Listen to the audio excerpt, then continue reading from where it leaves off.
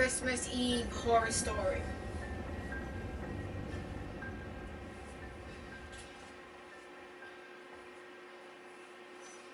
Last year on Christmas Eve, I was working late. I'm 23. Damn, I work in that New was York too City and commute much. home every day on the train. Since I'm one of the younger ones in the office, I got stuck with one of the worst shifts, so I wasn't able to get home until 5 o'clock. My family had already left a whole hour earlier to go to my cousin's house, so I had to drive alone. After having a quick snack before the half-hour drive, I got back in my car and put my cousin's address into my phone. Halfway through the drive, it started snowing. I got to my cousin's house around 6 o'clock. It was snowing heavily by this point, and I just made it in time to catch everyone starting dinner. I brought all of my gifts inside and cheerfully said hey to everyone. I stayed until around 11 o'clock. The rest of my family left a little sooner. I stayed an extra half hour or so just to hang out before leaving myself. By the time I was leaving, the ground had accumulated at least 2 feet of snow, and it wasn't even done snowing. The drive home was nightmarish. The roads were hardly even plowed, and I had to drive under 20 miles per hour on most roads. The roads were completely dead at this point though, most likely because everyone was smart enough to go home before the snow accumulated.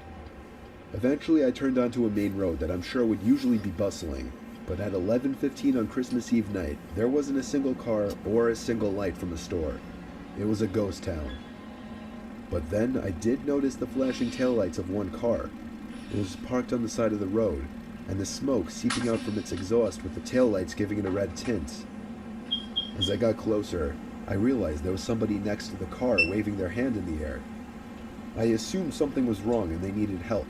So, me being the good Samaritan I am, I pulled up behind the car. When I opened my door, the guy approached me immediately, barely even giving me time to step out. He was an average-sized man, probably 5'10", 180 pounds. He spoke in a very demanding voice, asking me if I know anything about fixing an engine. I told him I didn't know much about cars. The guy responded very quickly to everything I said. He told me it's fine.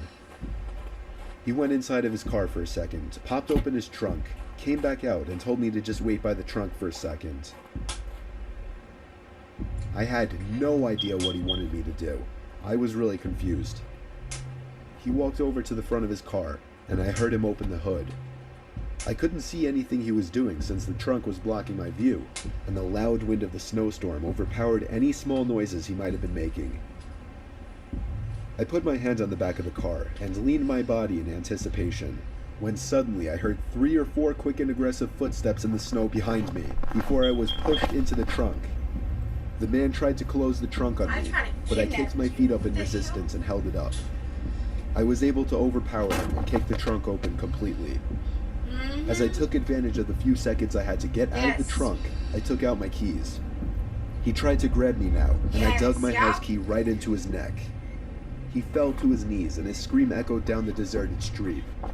I was in my car and halfway down the road before he could even get up from his knees.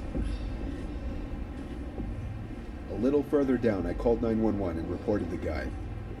I came back in 10 minutes to find blue and red lights illuminating the windows of the deserted stores. The police held him until the ambulance arrived for him. I watched the whole thing, and nothing ever felt better in my life. I got home safely half an hour later and told my family everything. I was still very shaken that Christmas, and this remains possibly the most horrific thing I've ever experienced. Yep, glad they caught him.